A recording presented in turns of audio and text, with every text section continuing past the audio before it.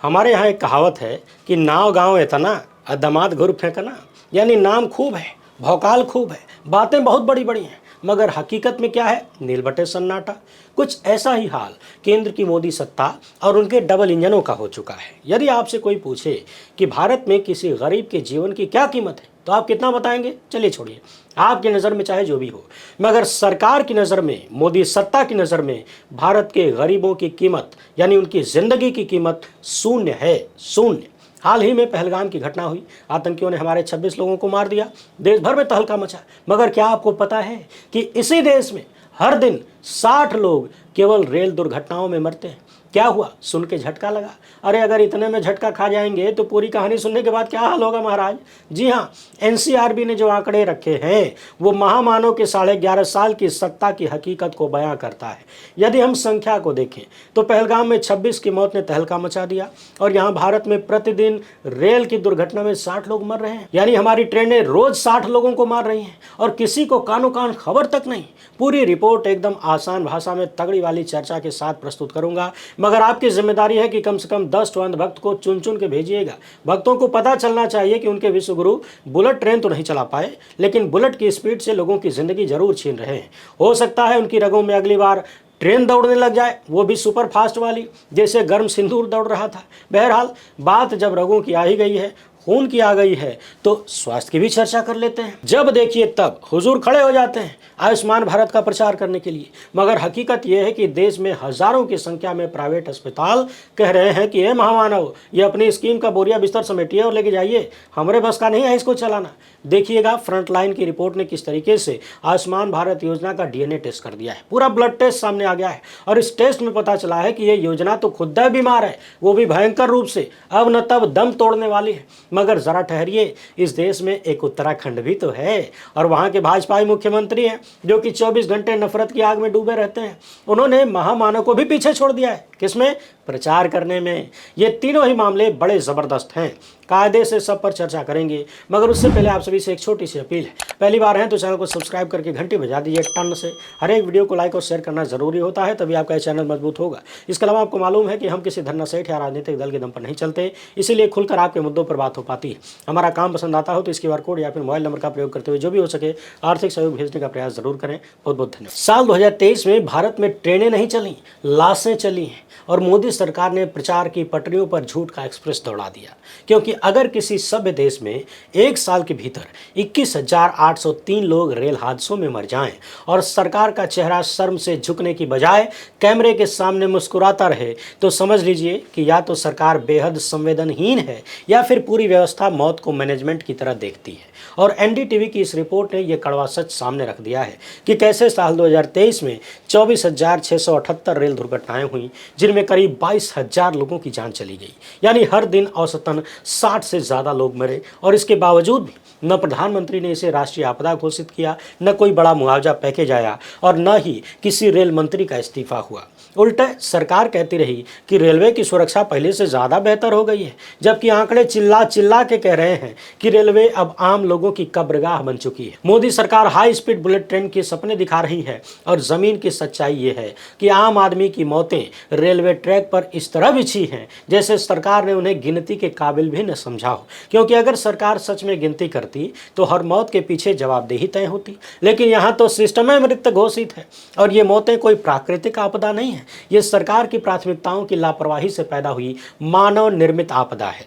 क्या ये महज इत्तेफाक है कि हादसे हर साल बढ़ रहे हैं, जबकि हर साल मोदी सरकार रेलवे के डिजिटाइजेशन और मॉडर्नाइजेशन का ढोल पीट रही है? क्यों कोई नहीं पूछता कि सिग्नल फेल क्यों होते हैं, क्यों फाटक बंद नहीं होते, क्यों ट्रेनों की रफ्तार को लेकर कोई मानक नहीं है, क्यों ट्रैक की मरम्मत सिर्फ हादसों के बाद की जाती है और क्यों ज़्यादातर हादसे गरीबों, प्रवासियों, ग्रामीणों के साथ ही होते हैं? क्या इसलिए क्योंकि उनकी जिंदगियों की कोई कीमत नहीं है और इसलिए मोदी सरकार की नज़रों में उनकी मौतें कोई राजनीतिक संकट भी पैदा नहीं करती? लेकिन ज़रा सोचिए, अगर एक साल में कोई युद्ध होता और 21,000 नागरिक मरते तो देश स्तब्ध रह जाता। लेकिन रेलवे की लाशें धीरे धीरे गिरती हैं, इसलिए उन्हें अखबारों के अंदरूनी पन्नों में छाप दिया जाता है। प्रधानमंत्री जो हर मामले में ट्वीट करते हैं, बार बार फीता काटने पहुंच जाते हैं, और रेल मंत्री जो कि रेल मंत्री बन चुके हैं, वो सब इन आंकड़ों पर खामोश हैं। और मीडिया जो हर सांस में डबल इंजन सरकार का जाप करता है, वो कभी नहीं पूछता कि यह इंजन कब फेल हुआ, कब सड़ गया। सरकार कहती है कि आत्मनिर्भर भारत बना रहे हैं, पर ये मौतें बता रही हैं कि भारत आत्मनिर्भर नहीं, लाचार बन रहा है। जहां रेलवे के बजट का बड़ा हिस्सा नए प्लेटफॉर्म, इवेंट्स, उद्घाटन, बुलेट ट्रेन प्रोजेक्ट्स पर उड़ाया जाता है, लेकिन पुराने ट्रैक की मरम्मत, कर्मचारियों की ट्रेनिंग और संरक्षा तंत्र की अपग्रेडिंग पर ध्यान नहीं दिया जाता। और यही वजह है कि रेलवे नेशनल क्रश बन चुका है। और कोई नहीं पूछता कि अगर रेल मंत्रालय ने सुरक्षा में सुधार का वादा किया था तो मौतें क्यों बढ़ रही हैं। सरकार ने सुरक्षा के लिए कवच योजना शुरू किया था, पर कवच कहां लगा? कितनी ट्रेनें इससे लैस हैं? क्या आम आदमी की लोकल ट्रेन में कवच होता है?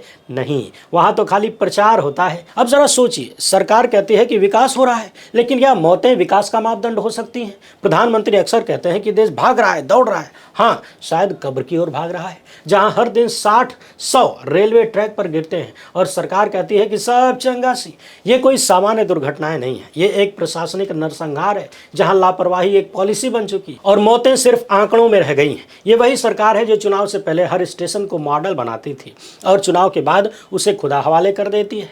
हर ब्रांडेड ट्रेन का उद्घाटन तो होता है, लेकिन बोगियों में सफाई नहीं होती, क्योंकि जो जनता स्लीपर में मरती है वो वोट देती है, पर वीआईपी नहीं होती। 2014 से अब तक सरकार ने रेल हादसों पर जितना प्रचार किया, अगर उतना काम किया होता तो शायद आज हम एनडीटीवी की ये रिपोर्ट न पढ़ रहे होते, जहां बताया गया कि किस तरीके से रेलवे ने रिपोर्ट्स में भी हादसों को रन ओवर और अदर कैटेगरी में डालकर अपनी जिम्मेदारी से पल्ला झाड़ लिया। यानी आदमी मरा पर सिस्टम निर्दोष है, आदमी कटा पर रेलवे बेगुनाह है। एक लोकतंत्र में अगर मौतें गैर जिम्मेदारी से होती हैं और फिर उन्हें आंकड़ों में लपेट के छुपाया जाता है, तो वो सरकार लोगों की नहीं, प्रचार की सरकार होती है, मनमर्जी वाली सरकार होती है। प्रधानमंत्री को हर योजना में अपना नाम जोड़ने का बहुत शौक है। प्रधानमंत्री रेल योजना, नमो ट्रेन, वंदे भारत, लेकिन क्या वो इन मौतों की जिम्मेदारी भी प्रधानमंत्री मौत योजना के तहत लेना चाहेंगे? क्या वो कभी माफी मांगेंगे उन परिवारों से जिनके बच्चे स्कूल जाते हुए ट्रेनों की चपेट में आ गए? क्या रेल मंत्री संसद में सिर झुकाकर कहेंगे कि हमने सुरक्षा में चूक की? नहीं, क्योंकि इस देश में सवाल पूछना भी गुनाह हो गया है और जवाब देना राजनीति का अपमान। लेकिन इस वीडियो के जरिए मैं उन माँ बाप की तरफ से बोल रहा हूं जिनके बेटे को रेलवे ट्रैक पर खो दिया गया, हर उस मजदूर की तरफ से बोल रहा हूं जो ट्रेन की छत पर चढ़कर सफर करता है क्योंकि टिकट महंगा है और जिंदगी सस्ती, हर उस लड़की की तरफ से बोल रहा हूं जो रेलवे क्रॉसिंग पर मारी गई क्योंकि फाटक समय पर बंद नहीं हुआ। मैं पूछता हूं प्रधानमंत्री जी, बुलेट ट्रेन पर 1 लाख करोड़ रुपए खर्च कर रहे हैं, लेकिन क्या देश की मौजूदा ट्रेनें भी सुरक्षित कर पाएंगे? है हिम्मत? क्या स्टेशन पर सिर्फ सीसीटीवी लगा देना ही सुरक्षा है? और क्या रेल यात्रियों की मौतें सिर्फ विपक्ष के सवाल बनने तक ही मायने रखती हैं? आप बोलते हैं कि न्यू इंडिया बन रहा है, लेकिन जो भारत अपने नागरिकों की मौतों पर आंकड़े छुपाता हो वो कैसा न्यू इंडिया? न्यू जुमला कहिए इसको। और अब वक्त आ गया है कि देश पूछे कि रेलवे में जान देना हमारी नीति है या सरकार की नीति? और जो सरकार इन सवालों से बचती है वो सरकार नहीं, प्रचार का पोस्टर मात्र है जो हर हादसे में रंगीन फ्रेम के साथ लाशों की तस्वीरें छिपाती है ताकि सच्चाई कभी सामने ना आए। अब दूसरे मामले पर आते हैं। कल्पना कीजिए आप एक छोटे से राज्य में रहते हैं जहां की सरकार के पास अस्पतालों में ऑक्सीजन सिलेंडर के लिए बजट नहीं है, लेकिन व्हाट्सएप मैसेज भिजवाने के लिए, प्रचार प्रसार के लिए 37 लाख रुपए खर्च कर दिए जाते हैं, जहां मिड डे मील से ज़्यादा पैसा प्रचार पर उड़ा दिया जाता है और जहां सरकार जनता को सेवाएं देने की बजाय खुद की छवि चमकाने में पगला जाती है। जी हां, हम बात कर रहे हैं उत्तराखंड की, उसी उत्तराखंड की जहां आए दिन हिंदू मुस्लिम का मामला चलता रहता है, जिस उत्तराखंड का मुख्यमंत्री किसी भी समस्या के लिए फलाना धर्म के लोगों को जिम्मेदार बता देता है। किसी भी बीमारी में, किसी भी मुसीबत में जनता जब आवाज़ उठाती है तो वहां का मुख्यमंत्री ढूंढ लेता है कोई एक ऐसा शब्द जिससे दूसरी कम्युनिटी को टारगेट किया जा सके। हाल ही में जब उत्तराखंड में पेपर लीक को लेकर बवाल मचा है, तब वहां के मुख्यमंत्री कह रहे हैं कि भैया ये तो जिहादियों का काम है, नकल जिहाद चल रहा है। चौंकाने वाली बात यह है कि न्यूज लॉन्ड्री ने उत्तराखंड के मुख्यमंत्री और वहां की भाजपाई डबल इंजन सरकार का जो पर्दाफाश किया है वो बहुत ही भयावह है। देखिए कैसे 1001 करोड़ रुपया सिर्फ विज्ञापनों पर खर्च हो गया। और ये कोई साधारण गलती नहीं है, बल्कि एक सोची समझी रणनीति थी सरकारी प्रचार मशीन चलाने की, ताकि गरीब राज्य की जनता को लगे कि सरकार कुछ कर रही है, जबकि असल में सरकार सिर्फ दिखावा कर रही है, नौटंकी कर रही है। पुष्कर सिंह धामी के मुख्यमंत्री बनने के बाद ये प्रचार तंत्र बहुत ही तेजी से बढ़ा है। पहले जहां सालाना 77 करोड़ रुपया विज्ञापन में खर्च होता था, वही साल 2023 में बढ़ के 227 करोड़ हो गया। कितना गुना बढ़ गया, कितना 100% बढ़ गया, आप लोग हिसाब लगाते रहिए। इसके बाद आता है साल 2024-25 का, इसमें 290 करोड़ रुपए खर्च हो गए। यानी काम दिख नहीं रहा, इसलिए अब काम का विज्ञापन दिखाया जा रहा है। धामी सरकार ने सिर्फ खर्च नहीं बढ़ाया, नियम भी बदल दिए, ताकि जिन चैनलों को पहले सरकारी विज्ञापन नहीं मिल सकते थे, उन्हें अब लाखों करोड़ों की पब्लिसिटी दी जा सके। पहले चैनलों को रोजाना 16 घंटे प्रसारण और रिपोर्ट देना जरूरी था, अब केवल 1 साल पुराने लाइसेंस और हल्की सी कवरेज से काम चल जाएगा।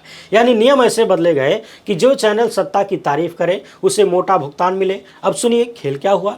जिन चैनलों ने मुख्यमंत्री जी के विजन की तारीफ में महिमा मंडन किया, उन्हें मोटी रकम मिली। टाइम्स नाउ को 4 करोड़ 79 लाख रुपए दिए गए, आज तक को 4 करोड़ 62 लाख रुपए, एनडीटीवी को 2 करोड़ 88 लाख रुपए। और ये सब तब जब एनडीटीवी का मालिकाना हक अडानी समूह ने हथिया लिया है। रिलायंस की नेटवर्क 18 ग्रुप को अकेले 2024-25 में 5 करोड़ 69 लाख मिले। अब जरा सोचिए, वही मीडिया जो जनता के सवाल उठाना चाहिए था, वो अब सरकारी विज्ञापन चूसने वाली कंपनी बन गई है और जनता को ही टोपी पहनाते हैं। विज्ञापन केवल चैनलों को नहीं मिले, radio, digital, outdoor, SMS, booklets, यहाँ तक कि फिल्म प्रमोशन तक को पैसा मिला। यानी अगर मुख्यमंत्री जी खांस भी दें तो उसकी गूंज बैनर बनकर हर नुक्कड़ पर लगा दी जाती है। 55 लाख रुपए प्रतिदिन सिर्फ प्रचार पर खर्च हुए हैं। कितने? 55 लाख रुपए रोजाना। और ये तब हुआ जब सुप्रीम कोर्ट ने 2015 में आदेश दिया था कि सरकारी विज्ञापन पारदर्शिता, जनहित और बिना पक्षपात के होना चाहिए। मेनन समिति ने साफ साफ कहा था कि राजनीतिक चेहरा चमकाने वाले विज्ञापन सरकारी पैसों से नहीं होने चाहिए। लेकिन उत्तराखंड सरकार ने सुप्रीम कोर्ट के इस आदेश की चटनी बना दिया। न केवल चेहरा दिखाया, बल्कि मुख्यमंत्री जी की मुस्कान को हर स्क्रीन, हर अखबार, हर मोबाइल में ठूंसा गया। अब सवाल यह है कि जब राज्य की आबादी 1% से भी कम है, तो देश भर के चैनलों पर प्रचार किसके लिए था? क्या नागालैंड के चैनल में उत्तराखंड की उपलब्धियों को दिखाना जनता का पैसा जाया नहीं करना था, या फिर ये एक सुनियोजित स्कीम थी कि सस्ता कवरेज खरीदो और मीडिया को मैनेज कर लो? यही नहीं, खाली एसएमएस भेजने पर 40 करोड़ रुपए, बुकलेट छपवाने में 56 करोड़, फिल्मों पर 23 करोड़ से ज्यादा रुपए खर्च कर दिए गए। क्या उत्तराखंड की सड़कों पर गड्ढे नहीं हैं? क्या अस्पतालों में डॉक्टर पूरे हैं, कमी नहीं है, दवाएं भरपूर हैं? क्या स्कूलों में शिक्षक हैं? अगर नहीं तो फिर 1000 करोड़ का विज्ञापन क्यों? इससे किसको क्या मिला? क्योंकि सरकार को काम करना नहीं, काम का एहसान देना आता है। यही तो है इवेंटबाजी की राजनीति, जो गुजरात मॉडल के यहाँ से निकली है, जहाँ 5 साल तक 500 पर्चे बढ़ते हैं और हर पर्चे में एक ही चेहरा होता है। मैंने किया, मैंने दिया, मेरे शासन में हुआ। पर जब जनता अस्पताल जाती है तब कोई प्रचार काम नहीं आता। और यही कारण है कि मोदी सरकार की आलोचना जरूरी है, सवाल जरूरी है, क्योंकि यही मॉडल राष्ट्रीय स्तर पर भी लागू है, जहां हर योजना को पीएम के नाम से जोड़ दिया गया है, जहां हर स्कीम के पहले अक्षर में प्रधानमंत्री जोड़ दिया जाता है, लेकिन क्रियान्वयन का हाल बेहाल है। और उत्तराखंड इस मॉडल की लेबोरेटरी बन चुका है। अब सवाल यह है कि इस विज्ञापन खर्च से फायदा किसे हुआ? क्या शिक्षा में सुधार हुआ? क्या स्वास्थ्य सुविधाएं बढ़ी? क्या सड़कें बेहतर बनी? नहीं, फायदा सिर्फ सत्ता में बैठे लोगों को, एक पार्टी को और मीडिया को हुआ, यानी गोदी मीडिया के लपटझंडिसों को हुआ, उनके मालिकों को हुआ, जो कि अब सवाल नहीं करते, क्योंकि उनके मुंह में सरकार ने नोटों की गड्डियां ठूस दिया है। और ध्यान रखिए, ये सारी गड्डियां आपकी गाड़ी कमाई है। इसे कहते हैं लोकतंत्र की चिता पर प्रचार का महायज्ञ। और इस यज्ञ में आहुति दी जाती है सच्चाई की, जवाबदेही की और पत्रकारिता की। मोदी जी कहते हैं कि सरकार ईमानदार है, लेकिन जब एक गरीब राज्य प्रचार पर 1001 करोड़ रुपए खर्च कर दे तो इसे क्या कहेंगे? जनता की गाड़ी कमाई को भस्म करने की ईमानदारी? एक लोकतंत्र में सबसे बड़ा अपराध होता है सूचना को हथियार बना लेना। और जब सूचना सिर्फ सरकार की महिमा मंडन करे तो वो जनसंचार नहीं, प्रोपेगेंडा बन जाता है। और उत्तराखंड ने यही किया है। पुष्कर सिंह धामी की सरकार ने यही किया है। जनता को गुमराह किया, मीडिया को खरीदा, उससे गुलामी करवाई और सरकारी कागजों में सबको संतुष्ट दिखा दिया। लेकिन अब ये रेडियो, ये रिपोर्ट और आपकी जागरूकता इस साजिश की चूलें हिलाएंगी। और याद रखिए, जब सरकार काम से ज़्यादा प्रचार करने लगे, समझ लीजिए काम की हालत बहुत ही ख़राब है। और अब वक्त आ गया है कि जनता कहे कि हमें प्रचार नहीं साहेब, परिणाम चाहिए। हमें झूठी तस्वीरें मत दिखाइए, ज़मीन पर बदलाव करिए। और इस 1001 करोड़ के धोखे पर एक ही बात कहनी है, सरकार का विज्ञापन अगर काम का सबूत होता तो उत्तराखंड के बच्चे स्मार्ट क्लास में पढ़ते, किताबों की जगह बैनर नहीं देखते, उन्हें सड़कों पर अपनी भर्ती परीक्षाओं को लेकर आंदोलन करने की जरूरत नहीं पड़ती, लाठी खाने की जरूरत नहीं पड़ती। कहते हैं कि बीमारी का इलाज अगर प्रचार से होने लगे तो अस्पतालों की जरूरत न पड़े। और शायद मोदी सरकार ने इसी सोच के साथ आयुष्मान भारत योजना भी चलाई थी, याद तो होगा ही। एक ऐसा प्लान जिसे साल 2018 में लॉन्च किया गया था और कहा गया कि 55 करोड़ से ज्यादा गरीब भारतीयों को हर साल 5 लाख तक का इलाज मुफ्त मिलेगा। लेकिन आज 2025 में इस योजना की हालत खुद वेंटिलेटर पर है और इलाज कराने वाला मरीज खुद कर्जदार बनता जा रहा है। फ्रंट लाइन की इस रिपोर्ट के मुताबिक हालात इतने खराब हैं कि देश भर में 1.21 लाख करोड़ के क्लेम पेंडिंग पड़े हैं। अस्पतालों को पैसा नहीं मिल रहा है, मरीजों को बेड नहीं मिल रहा है और सरकार को सर्व नहीं मिल रहा है। हरियाणा जैसे राज्य में तो 774 में से 650 निजी अस्पताल योजना से बाहर हो चुके हैं। सोचिए, हरियाणा जैसे छोटे से राज्य में 774 अस्पतालों में से 650 इस योजना से बाहर हो चुके हैं क्योंकि सरकार ने उनका 490 करोड़ से ज़्यादा पैसा दबा रखा है। अब सोचिए, अगर डॉक्टरों की तनख्वाह देने के लिए अस्पताल कर्ज लें और फिर सरकार उन्हें कहे कि अभी भुगतान प्रक्रिया में है, तो वो अस्पताल मरीज का इलाज करेगा या खुद आईसीयू में चला जाएगा। ये वही योजना है जिस पर हमारे प्रधानमंत्री हर बार गर्व से कहते हैं कि अब गरीब का इलाज फ्री में होता है, गरीब इलाज के लिए मजबूर नहीं है। पर हकीकत ये है कि गरीब अब इलाज के लिए भीख मांगने की कगार पर है क्योंकि अस्पताल कहते हैं कि भाई कार्ड तो है लेकिन हमारे पास स्टाफ की सैलरी देने का पैसा नहीं है। फ्रंटलाइन की रिपोर्ट साफ साफ कहती है कि न केवल पेमेंट में देरी हो रही है बल्कि कई अस्पतालों को बिल का 80-90% हिस्सा काट कर पैसा दिया जा रहा है। यानी आपने 20,000 का इलाज कराया, सरकार ने कहा कि 3,000 काफी है, लेके शांत रहो। अब वो अस्पताल डॉक्टर का भुगतान कैसे करेगा, बिजली बिल कैसे चुकाएगा और मरीज को क्या जवाब देगा? भाई प्रधानमंत्री जी ने कार्ड तो दे दिया मगर इलाज नहीं। और ये हाल केवल हरियाणा का नहीं है, छत्तीसगढ़ में भी 900 करोड़ तक के पेमेंट पेंडिंग है। वहां के लगभग 1000 अस्पतालों ने चेतावनी दे दी है कि अब मरीजों को कैश पेमेंट पर इलाज कराना होगा। आयुष्मान भारत का ये हाल है कि बड़ी प्राइवेट हॉस्पिटल चेन जैसे फोर्टिस, मैक्स, अपोलो ने इसमें शामिल होने से ही इनकार कर दिया क्योंकि इनको पता था कि मामला गड़बड़ है और विश्वगुरु क्या कांड कर रहे हैं। क्योंकि सरकार इनसे चैरिटी रेट पर इलाज करवाना चाहती थी लेकिन भुगतान भी महीनों बाद करती है। फ्रंटलाइन की रिपोर्ट बताती है कि जब अस्पतालों ने शिकायत की तो नेशनल हेल्थ अथॉरिटी ने एक नया क्लेम पोर्टल लॉन्च किया, लेकिन वो इतना खराब बना कि हजारों अस्पताल केस ही अपलोड नहीं कर पाए। यानी सरकार ने समस्या सुलझाने की बजाय सिस्टम को और उलझा दिया। डॉक्टरों की संस्थाएं जैसे IMA यानी इंडियन मेडिकल एसोसिएशन और उनके अधिकारी बार बार कह रहे हैं कि ये योजना अब सस्टेनेबल नहीं है, इसकी डिजाइन ही गलत है। क्योंकि एक तरफ सरकार कहती है कि ये यूनिवर्सल हेल्थ कवरेज है, लेकिन जो सरकारी अस्पताल पहले से मुफ्त इलाज दे रहे थे उन्हीं को फर्जी तरीके से योजना में दिखाकर आंकड़े बढ़ा दिए गए। गरीब जनता को तो फॉर्म भरने के बाद पता चला कि डेटा 2011 का है, कार्ड बनता नहीं, इलाज मिल नहीं पाता और जब क्लेम फाइनली मंजूर होता है तो अस्पताल को 15,000 की जगह 4,000 मिलता है। यही नहीं, फ्रंटलाइन की रिपोर्ट ने बताया है कि जब राज्य सरकारों ने अपने स्तर पर इस योजना को एक्सपेंड करने की कोशिश की, जैसे हरियाणा में चिरायु योजना के तहत नए लोगों को जोड़ा गया, तो बजट फट गया और भुगतान पूरी तरह बंद हो गया। छत्तीसगढ़ में तो टेंडर ही पेंडिंग है, इंप्लीमेंटेशन सपोर्ट एजेंसी ही नियुक्त नहीं की गई है और बिना प्रोफेसर के 15 लाख मरीजों का इलाज कर दिया गया। अब क्लेम कौन मंजूर करेगा, कोई नहीं जानता। इस योजना का हाल उस पेड़ जैसा है जिस पर बोर्ड लटक रहा है, फल मिलेगा 5 लाख तक का, लेकिन डालियां सूखी हैं और तने में दीमक है। सरकार कहती है कि इसमें 6 करोड़ बुजुर्गों को शामिल किया गया है, ASHA वर्कर, आशा वर्कर, आंगनवाड़ी स्टाफ सबको लाया गया। लेकिन सवाल यह है कि जब पुरानों का पेमेंट नहीं हो रहा है तो नए लोगों को जोड़कर सरकार कौन सा चमत्कार करना चाहती है? प्रचार और सिर्फ प्रचार, क्योंकि नाम आयुष्मान भारत है लेकिन बीमार भारत की हालत दिन पर दिन और गंभीर होती जा रही है, ICU में जाता जा रहा है। असल में ये योजना बीमा कम इवेंट ज़्यादा है, जिसके तहत हर साल 1-2 मेगा कैंप लगते हैं, फोटो खींचती है, कार्ड बढ़ते हैं और फिर अगले दिन अस्पताल में मरीज को कहा जाता है कि हमने योजना बंद कर दी है। और जब मीडिया ने इस विफलता पर रिपोर्टिंग की तो NHA ने चुप्पी साध ली, एम्स तक ने कोई प्रतिक्रिया नहीं दी। इस योजना के नाम पर जो सबसे बड़ी जालसाजी सामने आई वो है फर्जी क्लेम्स और भ्रष्टाचार। फरवरी 2025 में छत्तीसगढ़ सरकार ने 28 निजी अस्पतालों पर कार्रवाई की जहां डबल बिलिंग, फर्जी मरीज, अनावश्यक ऑपरेशन और कैंपों में जबरदस्ती सर्जरी कराई गई। मोदी सरकार कहती है कि जीरो टॉलरेंस ऑफ फ्रॉड है, लेकिन हकीकत यह है कि इस सिस्टम में ऐसे लूप होल्स हैं कि आप घोस्ट पेशेंट से भी पैसा वसूल सकते हैं और इसमें शामिल हैं कई नामी अस्पताल। सरकार को चाहिए कि वो पहले जांच करे कि योजना में किसे फायदा मिल रहा है, मरीज को या माफिया को। आज हालात ये है कि बड़े शहरों की बात छोड़िए, छोटे शहरों और कस्बों में जो डॉक्टर अपनी पूरी जिंदगी लोगों का इलाज करते गुजारते हैं, वो सरकार से पूछ रहे हैं क्या अब अस्पताल चलाना भी जुर्म हो गया है। और आम जनता को यह समझना होगा कि कार्ड मिलना इलाज मिलने की गारंटी नहीं है। कार्ड में देख के संतोष करिए। सरकार सिर्फ छवि बना रही है, असल में खर्च कहीं और हो रहा है।